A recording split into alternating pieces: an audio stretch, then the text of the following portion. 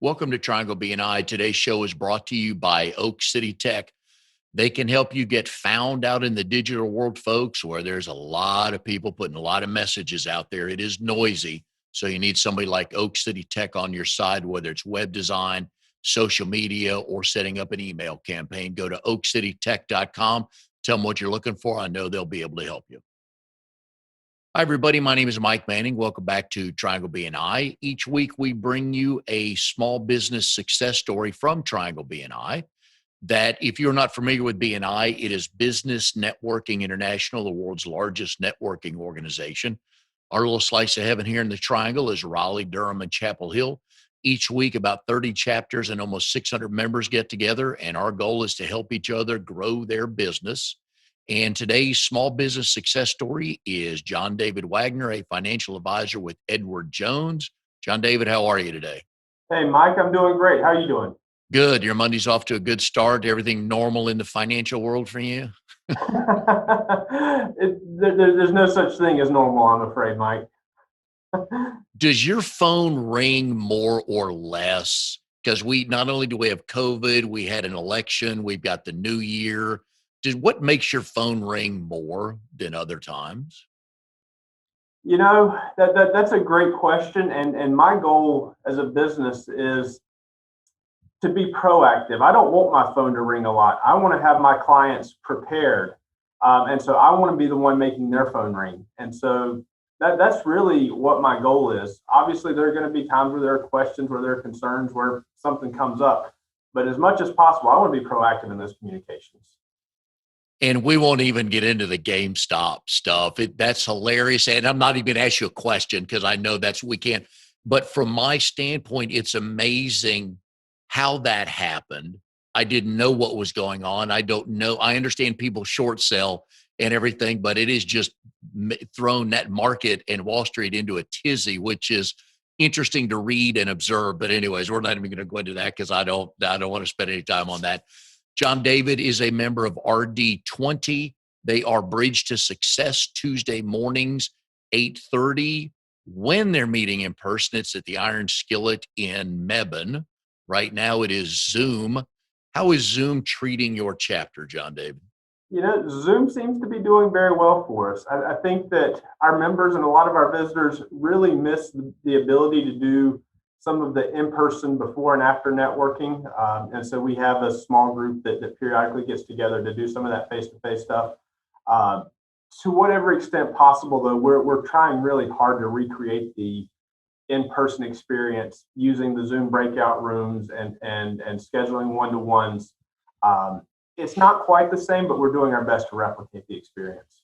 And you are the president of the chapter as of October 1 last year. How's it going for you, and what have you learned about your management and directorial skills? Well, I've learned that Noemi Rodriguez certainly made it look easy. She left some big shoes to follow, and certainly did a great job of growing our chapter to where it was when I took over. I feel like she got out just in time with COVID and everything else, and kind of did a great job of leaving all that right at my feet. But it's continued to be a wonderful, wonderful resource. I really want to give a shout out truly to the rest of my team, who's really kind of helped make sure that I stay on track and make sure that the chapter stays on track. Quite frankly, I could not do it without him, especially Anna Florence Crawford, who's our Mary Casey, has been a phenomenal resource and sounding board. So I want to give a big thank you to her specifically. And Anna and Noemi are friends of the show. They've both been on, so we agree with you 100%. It does take a team effort. However, I've told people in the past that being president, contrary to popular belief, is actually the easiest job in BNI because you have to start the meeting and stop the meeting on time. And after that, hey, we'll see what happens. You say that, Mike. The VP, I don't know. That was a pretty nice role too. You got to love numbers, that's for sure. That's right. That's right. What got you into BNI?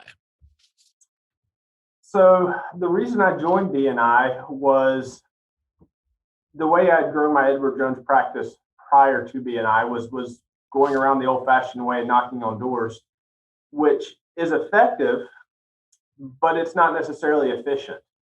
And I really wanted to be able to provide services for my clients that I didn't provide. And I knew that in order to do that, I needed to know the people that did provide the services. And so, what better way to learn about people that can provide services my clients need while also being more efficient than going around and knocking on doors than to get involved in a networking group. And I looked at a multitude of networking groups. I visited several, and BNI really was a very intentional networking group rather than just a social club where every once in a while business may get passed. It was very much a yes, we're friends, but we're here to help each other grow business. And that was something I really appreciated about the chapter. And for those of us that watch and listen to the show that are in crowded fields like you and I are, it feels like there's at least 1,000 business coaches and at least 5,000 financial advisors. It's always top of mind to figure out how do we separate ourselves from our competition. Very much so, very much so. And having that team of cheerleaders really is better advertising than anything else I could do. Having someone say, "This is my financial advisor," or "This financial advisor has really helped my clients in these three ways," does so much more than a newspaper ad or a radio ad or something on TV ever could. So yes. And we always talk about referral partners, and referrals come from relationships. And you're right. The ultimate compliment you could get is somebody saying, call him. He's got my money. Absolutely. Absolutely. Couldn't agree more. And you need what, another 1,000 clients, and you'll be able to live, No. live the lifestyle you're looking for. I would have a hard time being proactive on the phone calls with another 1,000 clients. How about that? All right. So you can handle 1,000. You don't want 2,000. Okay. I hear you. In your world, there's a ton of licensing. Are you a good test taker? I am. I did not have too much trouble with any of the licensing tests. There certainly are some in the field that's one of the hurdles to getting into the field. I found them very, very easy, quite frankly, in a lot of ways. It's the way my mind works, that the tests were laid out in a way that works very well for me. Was that the same going through high school and when you were getting your degree at NC State? Yeah, it really was. I'm fortunate that my brain is geared in the way that the traditional tests are laid out. I know not everybody's wired that way, but it certainly has been an advantage for me. What makes it so easy? I wish I knew, Mike. I wish I knew. Especially with a multiple choice test.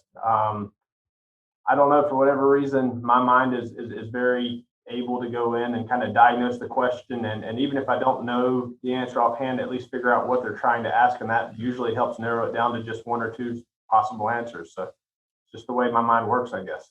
I've noticed it does help when you know the answers on there. So at least you you don't have to guess what the answer is yet to figure out, does it match the question?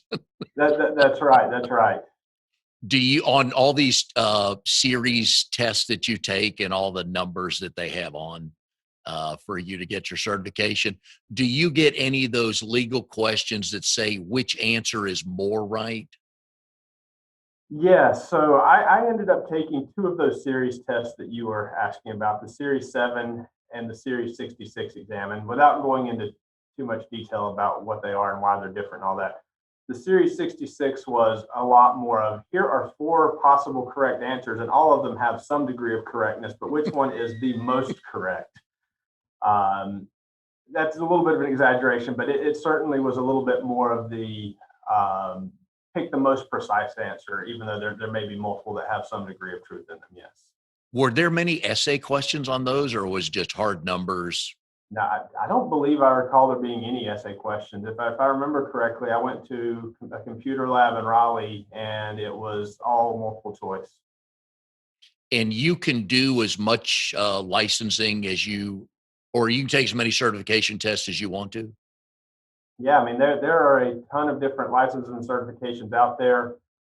There's different things you may need to do if you want some extra letters after your name, like a CFP, Certified Financial Plan, or something like that. And so you really in this field do have the ability to be a lifelong student if you choose to go that route. Are some of those goals to hit in a 5 and 10 year plan, or just one day does somebody say, oh, I think I'd like to know more about that, but may not have been on your radar the first couple of years you were in business? I think it really is going to depend on each person. Some people get their bare minimum licenses, and that's all that they have in this field. Whereas others have several different acronyms associated with their name. So it really just depends on what the person is, what their goal is, and ultimately what they want to be doing in the field. Do you remember your first client? I'm assuming that you're excluding my parents. Yeah. But yeah, absolutely. I remember, there are a number of milestones in there that really stick with you. Any advisor will tell you, you remember your first client, you remember your first $100,000 client, you remember your first $1 million client. All of those very much stick out in my mind for sure. But your goal as part of their team and them building a plan is to get them early, right out of college, under the age of 30, and start putting a plan together, right? My goal is really to meet people that are looking for help where they are and when they need that help. Mm. And so I have some clients that are, like you say, right out of college and just looking to get started. Whereas I have other clients who the first time they've ever spoken with a financial advisor is because they retired 3 weeks ago. And so ideally, I do like to meet with folks before they need me in a critical manner. But I meet with clients wherever they're at in their life to get them where they need to be. All right. So the most important people you need to help are grandparents. And everybody that listens to the show, I try to bring up Oliver, my grandson, as much as possible. He turned 2.5 the other day, still cute as all get out. What can what are some options or just seems things to think about for grandparents if we want to set up something for our grandkids? Yeah, I think that with grandparents, it's going to come down to a few different things. What do you want to do for your grandkids? Are you looking to pay for college? Are you looking to leave an inheritance? Are you looking to help them buy their first car, their first house? And then just sit down with your financial advisor to come up with a plan for how to get there. How to get there is really kind of where it all hits the road, right? Yeah, I've told my oldest son I do not want to leave knucklehead money. This is for, like you mentioned earlier, buying your first house, starting a business, something along those lines. So we're trying to figure out what to do on that, but I'm not leaving any knucklehead money for anybody. I need it to go towards something with some investment in it, whether starting something off or something along those lines. What about for brand new parents? They just found out 6 weeks ago they're pregnant and it's their first kid, and they're like, holy cow, our world's about to change. So what are some things they should be thinking about? Yeah, that's an exciting time. That's a scary time. That is a great time to make sure that you're going in and reevaluating your goals. Life is about to change. Um, Make sure that your goals are still on track. Make sure that your goals haven't changed as life changes. Now that you're going to have your first kid, are you suddenly interested in paying for college for that child? Have your insurance needs changed? Have your retirement goals changed as a result of that? It's really a great opportunity as a couple to get together and really discuss what this means, not necessarily from a dollar and cent standpoint, but what does this mean for your goals? And then we use the dollar and cent to make sure that those goals are achieved. Can you start a 529 plan before the baby is born? You can, absolutely. Absolutely, yes. Would you recommend doing that? Absolutely. If you know that that's a goal of yours, the sooner you get started, the more that money can grow. And then tell all the family members for the first 5 years the kid is born, just give us money to put in to that plan. And that's how you can help us best. That is exactly right. We don't need more toys, right? No, leave that to the grandparents to buy all the toys. And we made that mistake when our oldest son was born. We bought way too many presents the first couple of years, and we realized, dang, we should have just left it to the grandparents. That's right. And I hear that quite a bit. The kids get spoiled. They can't even use all the toys that they have. No, Yeah, no, they want the box and the paper. That's right. Yeah. We are here with John David Wagner, financial advisor with Edward Jones. He is also a member of RD20. He is the president. If you are in the Mebane, Hillsboro area, every Tuesday morning at 8:45, you can certainly visit that chapter and go see a good group of people to help you grow your business. Today's show is brought to you by Oak City Tech.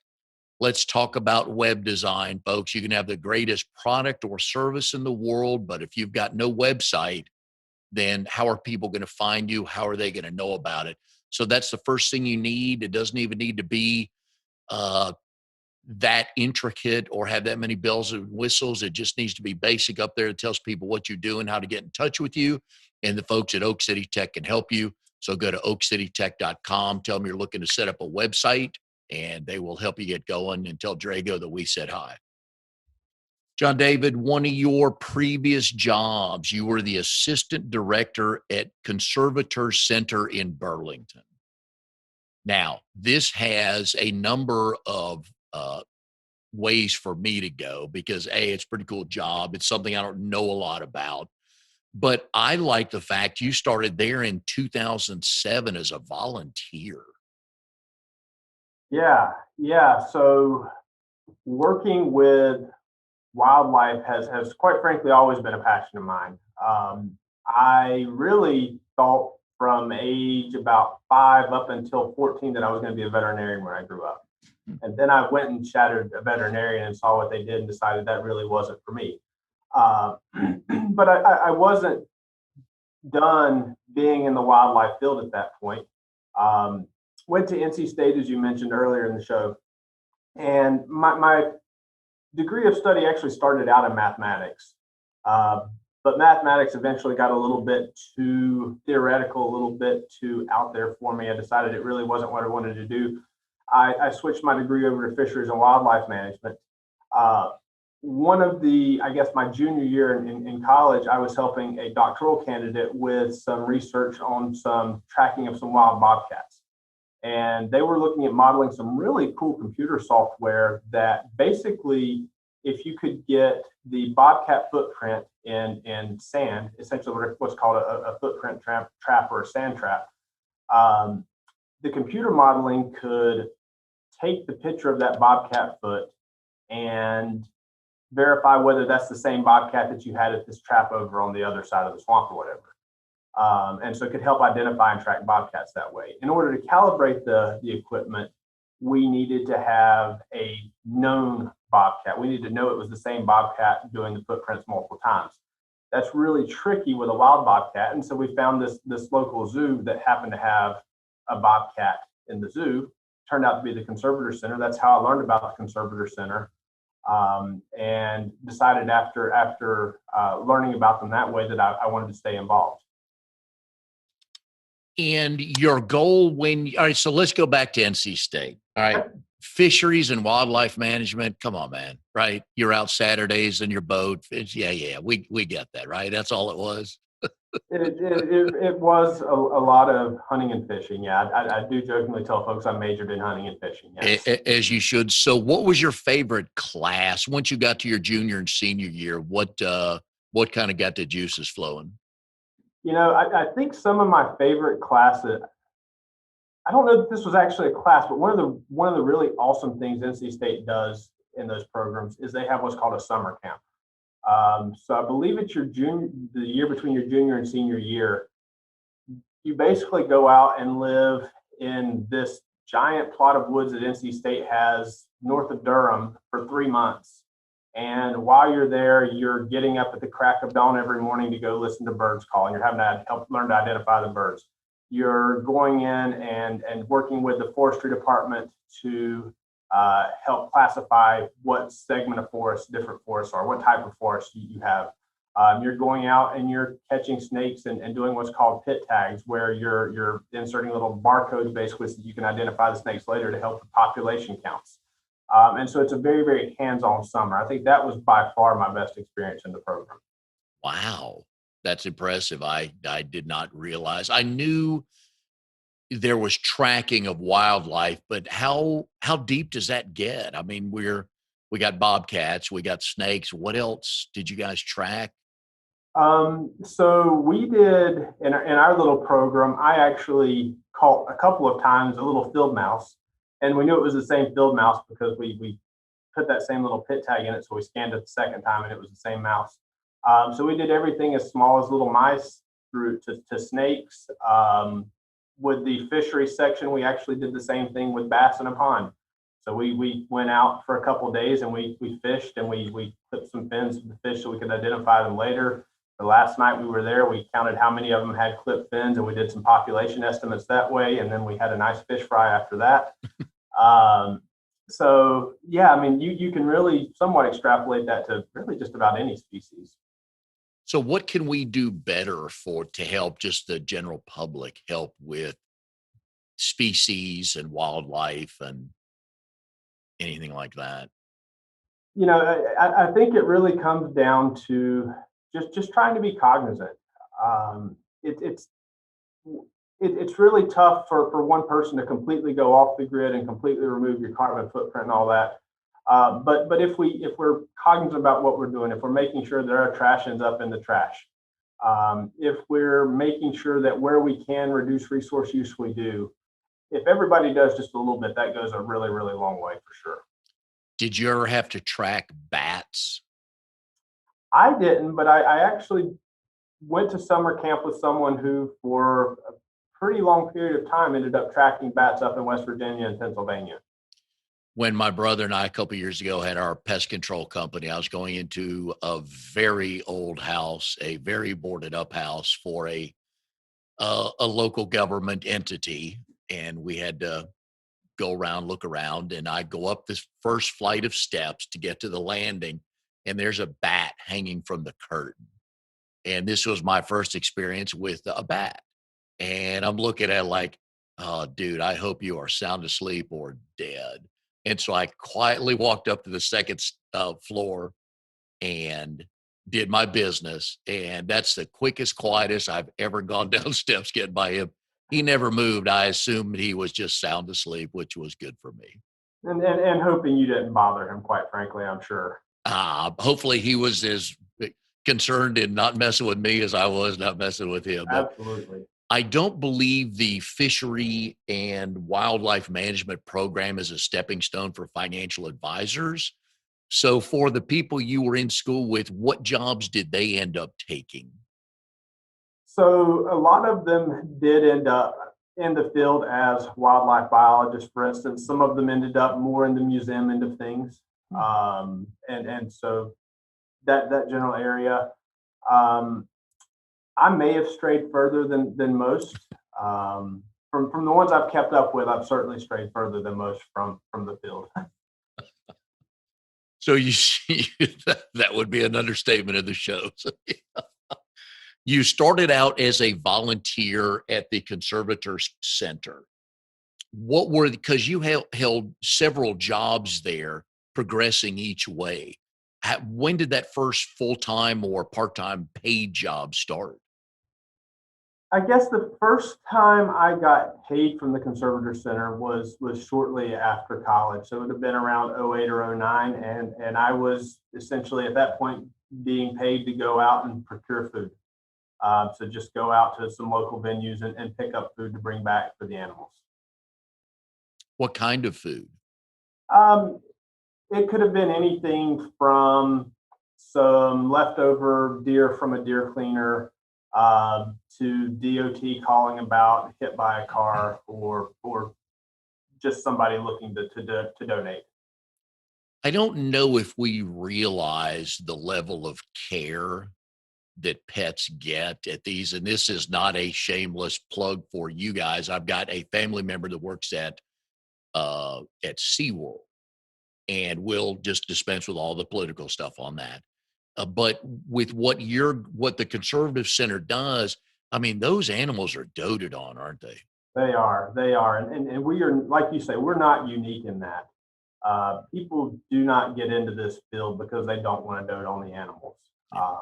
So whether you're at a big facility like SeaWorld or a smaller facility like the Conservator Center, the people that are taking care of the animals, they truly are there for the animals. I can tell you firsthand, you're not there because you're making a massive salary doing it. What is the goal with animals that come there? So during my time there, we had a few different goals for the animals, depending on what the animal was. For many of the animals, it was just to provide them a happy home for as long as they're alive. They were animals that really didn't have anywhere else to go. It was a facility like ours or euthanasia. There were a few animals that we had there that their goal was to contribute genetically, so small breeding programs. Um, so Were there any type of animals you couldn't or didn't take? we really specialized largely in carnivores. So what we were best known for were our lions and tigers, but there were also wolves and leopards, as well as a host of smaller carnivores. We didn't really do any hoof stock, so for instance, deer or any of their relatives, um, or anything that was really too far um, outside of that carnivore niche. Do I have my information right that your favorite of the animals are the bears?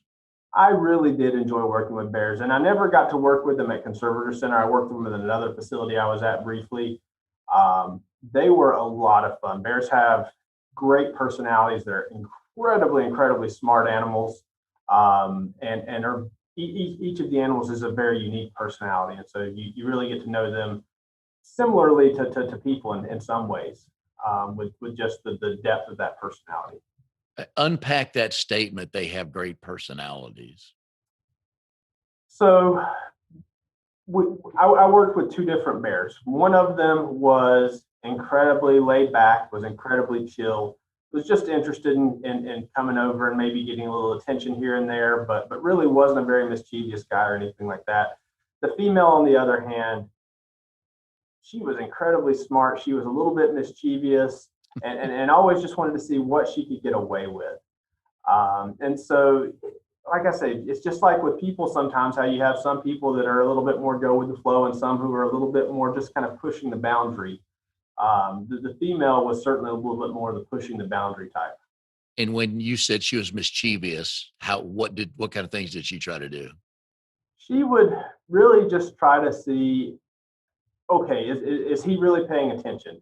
And if not, can I maybe try to grab his clean? Or let's just rattle the door a little bit and make sure he actually closed it. So just being a normal inquisitive toddler. How big were those two bears? Oh goodness, I don't even want to guess weight. They were both big. They were relatives of our grizzly bears that we have here in the U.S. They were Syrian brown bears, if memory serves. And by the time I left, they had gotten their hibernation weight on. They didn't actually hibernate. We don't get cold enough here for them to actually hibernate, but they still put on weight for the winter. And so they were pretty big and chunky by the time I left. How much did they eat and what did they eat? Goodness, I don't even remember how much they ate. They ate buckets full of food a day. That's all I remember. I don't remember the weights or anything like that for how much they ate. But they got a nice mixture of a lot of fruits and vegetables. Sweet potatoes were a big hit. They got some meat mixed in, but especially the female, they both got spoiled a little bit. They love pomegranate juice, and the way that they wanted you to give them pomegranate juice was, I don't know if you've seen those pomegranate juices in the grocery store that come in little bottles, but they wanted you to basically tip that up and pour that right in their mouth for them. And so that's how they chose to drink their pomegranate juice. I imagine on the sideline of a football game when one of the players comes over on the sideline, here comes the one of the trainers with that water bottle just squirting water in their mouth. Is that kind That, of what that, it that, was? that's pretty much exactly what it was. Yes. Oh, that is so good. And what's the lifespan of those things? You're catching me off guard with things I haven't thought about in a while. So I'm not gonna answer on the risk of giving misinformation. How about that? All right. So we're at least 20 years, right? Yeah, Okay. I believe 20 was kind of the minimum for Okay. what I All was right. thinking, but it could be a little bit longer than that even. We are here with John David Wagner, financial advisor at Edward Jones, also a member of RD20. And I keep forgetting the name, Bridge. You think I'd know it, Bridge to Success. They meet Tuesday mornings at 8:45 in Mebane. So if you are ever that way, or if you have a business that way, you'll definitely want to come visit that chapter. Today's show is brought to you by Oak City Tech. One of the things you need help with, folks, and most of us do, is social media, not only posting, but engagement. There's a lot, you can spend a lot of time on social media. They can help you with that. You need a consistent message out there, and that is one of their specialties. So please go to oakcitytech.com. Tell them what you're looking for, and I know they'll be able to help you. John David, one of your last role there was assistant director. And I know that is involved with donors. And I don't know what percentage of the budget was donations, but I know that's a key resource to keeping places like the Conservative Center open. Yeah, that's correct. And there are basically two different ways that different zoos can get funded. Some of them are through grants and or taxpayers. So some of your larger zoos, like your Asheboro Zoo, gets quite a bit of money from the government. Other facilities like the Conservator Center, we were completely privately funded. And so donors and people coming out for tours, that was our sole source of income. The people that give money to centers like yours, that's a cottage industry, isn't it? I mean, that's a full-time passion. Yeah, it really is. And I think passion is definitely the word that you have to use. Because there are a lot of people out there that are animal lovers, but there are also a lot of different animal causes, everything from your animal shelters all the way up to your exotic animal facilities like ours, and there's a lot in between. And so finding the right people who have the right passion was really critical. All right, we'll go ahead and get the elephant in the room out of the way. I laughed with you a couple weeks ago as we're setting this up, but I have to ask you about Tiger King. And let me preface this by saying I've never watched it. One of my sons has. I think my wife tried to watch a couple episodes of it, and I think you described it correctly. And catch me if I'm wrong on this. Is it most all of that was accurate, but they found the way extreme person, which is what sells on TV? They really did find the extreme personalities in the industry. Yeah, so you've got to make money off of it. It's not going to make money if it's boring and everything goes well. And so you find the folks that are more interesting and are going to be a little bit more enticing for the audience. And boy, did they succeed at that. Did you watch any of that? I did watch it. Yeah, I did. Were you intrigued? Did any of it catch your eye? Did you learn something or thought, that's pretty interesting? For me, a lot of it was really interesting because, at least for the first few episodes, a lot of it took place while I was at the Conservator Center. And so I was involved in the industry. And even after I left the Conservator Center, even after I came to Edward Jones, I still kept up with the saga because it was a very interesting saga. Even if there wasn't a Netflix series about it, there was enough going on that it was worth kind of keeping an eye on. It certainly went into more detail than what I was aware of, or than what had heard before. But yeah, it was. I watched it, and I'll say it was fascinating. Which is why they put it on for That's that right. very reason. I was one of the fun things I have getting ready for each show is doing some professional stalking on upcoming guests. And I saw a post on your Facebook page talking about lions. Is it when they're oofing or oafing? Yeah, we called it oofing. I don't know if there's a true scientific word for it, but we call it oofing. And tell us what that is. That's that really loud roar call that they have when they're communicating over long distances. How far can that travel?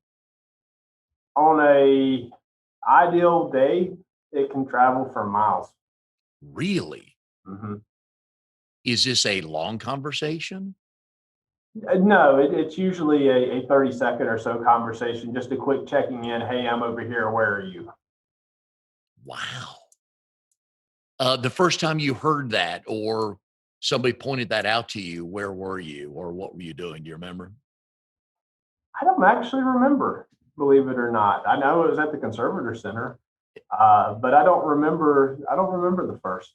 And how often does that happen? It happens multiple times a day. Happens mostly early morning or right as the sun's going down.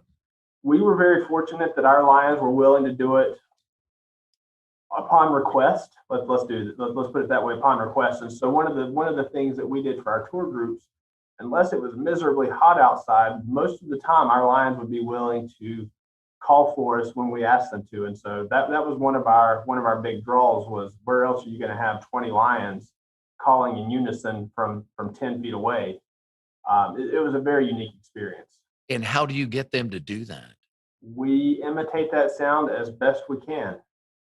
Oh, that has to be good. Tell me you're on audio somewhere one day making that sound.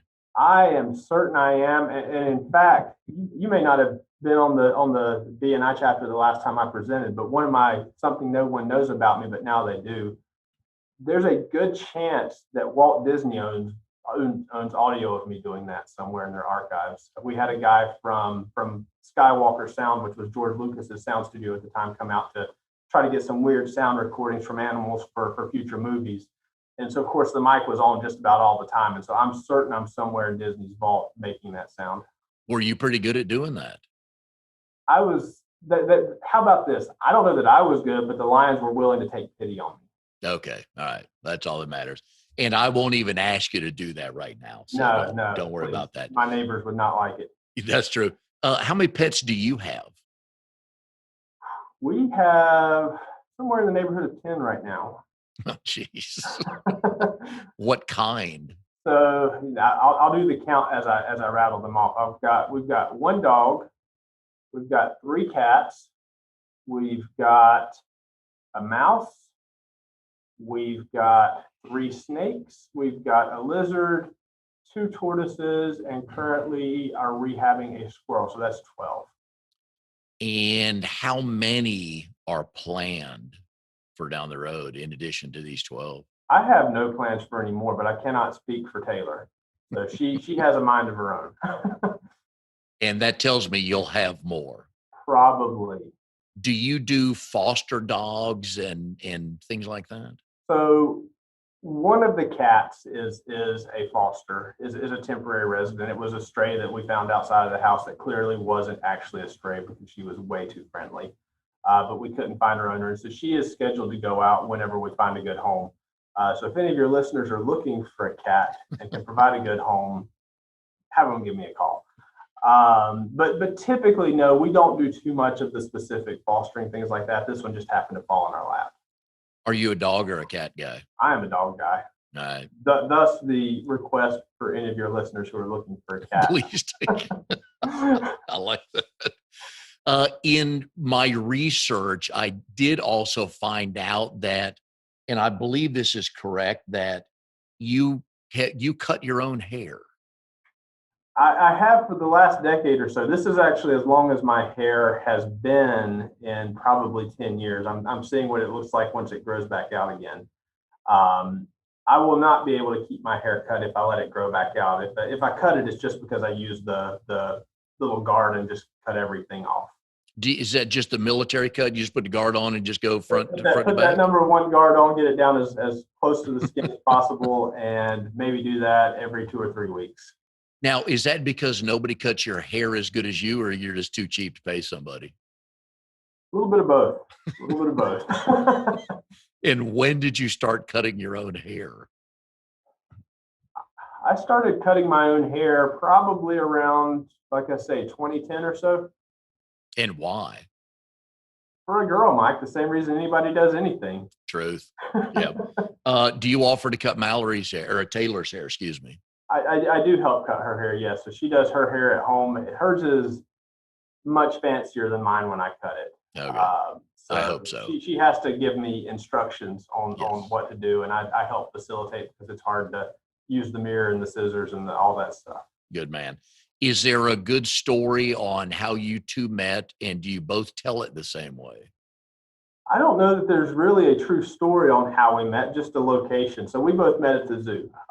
She was, I guess, by the time I left, she was the person that was in charge of taking care of all of the animals for me.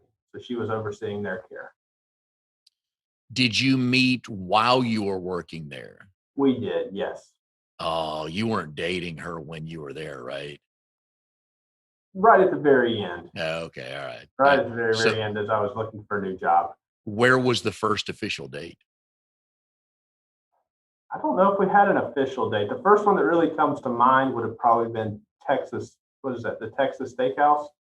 Roadhouse? Roadhouse, Yeah. Texas Roadhouse. Thank you. Yes. Good bread, by the way. Very good bread. Very Yes, good meat too. we like that. And obviously, you are both animal people, so that helps. Yes, absolutely. That was kind of, I guess, the glue there. Yeah.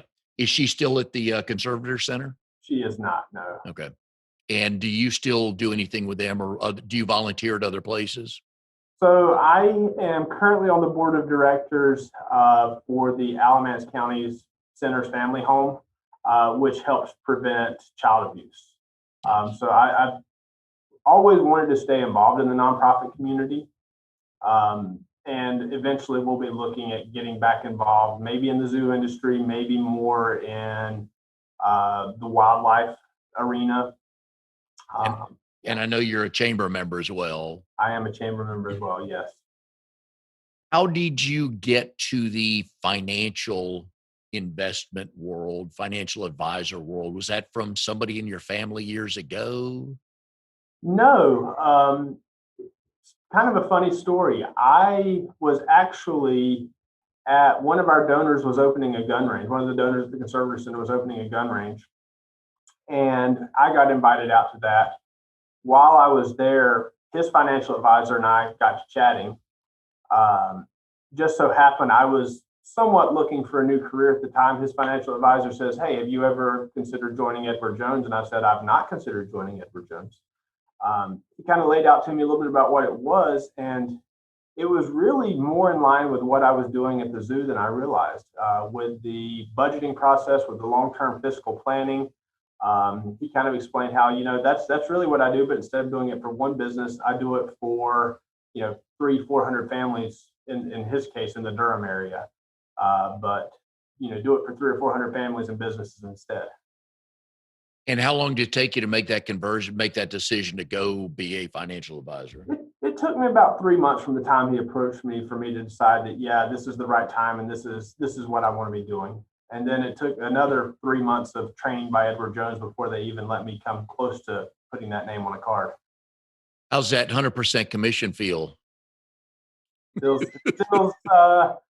at times scary, but there's certainly some extra freedom and flexibility that comes with it as well. Yes. I tell people all the time that owning your own business is stressful freedom because each day you get a nice little dose of both of them. Right. What advice would you give to somebody looking to go in this field? You know, this field is all about relationships. It's all about people trusting you enough to trust you to handle their money. And so the first piece of advice that I would give folks that are considering going into this field would be get really, really good at communicating with people, get really good at earning their trust. And you can be trained on all of the financial things. You can't necessarily be easily trained on that interpersonal communication. So that's really where your focus needs to be. Did you have any kind of financial background growing up as far as always having a job, keeping money? Somebody in the family is always talking to you about, hey, you need to put some of that aside?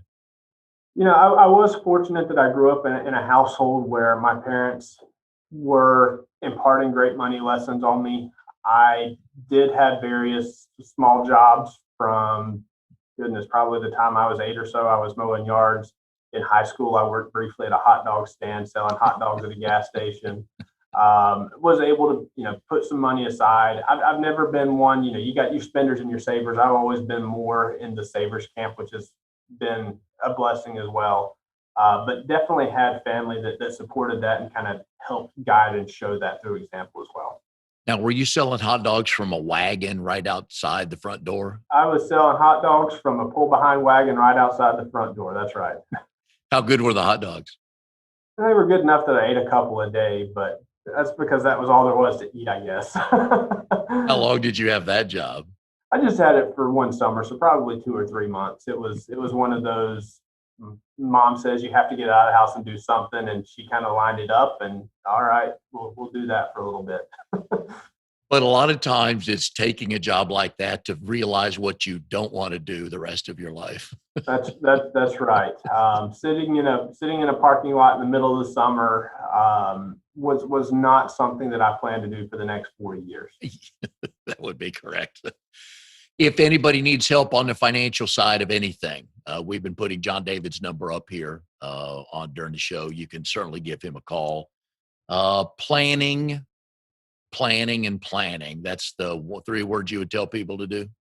Yeah, I think my favorite slogan to use is failure to plan is planning to fail. Yeah, and you have enough stories on that, success stories and not so successful stories. But thank you for being on the show. We've had a good time. Love hearing the fish and wildlife stories. The lion, that sound, I bet that was impressive first couple times you heard that, and just watching and trying to figure out, all right, what are they exactly saying? Yeah, absolutely. Well, Mike, I appreciate your time as well. Thanks so much for having me today. Yep. Well, good luck with everything. Hopefully 2021, I've quit guessing where we are on the arc of COVID. So I hope everything stays in line for you. And I know we'll be seeing each other at BNI, and we'll see everybody next time on Triangle BNI.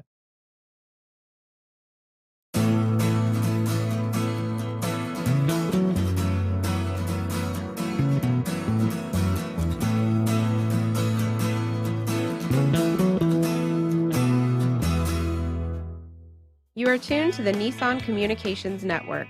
If you tuned in too late, you can always watch each program in its entirety or download an MP3 audio file of it in the archives section at nissancommunications.com. Don't forget to subscribe to our YouTube channel, follow us on Twitter, and like us on Facebook. Sponsored by Telestream's Wirecast software, StreamingGear.com, Carolina Apparel, and DeltaForce.net.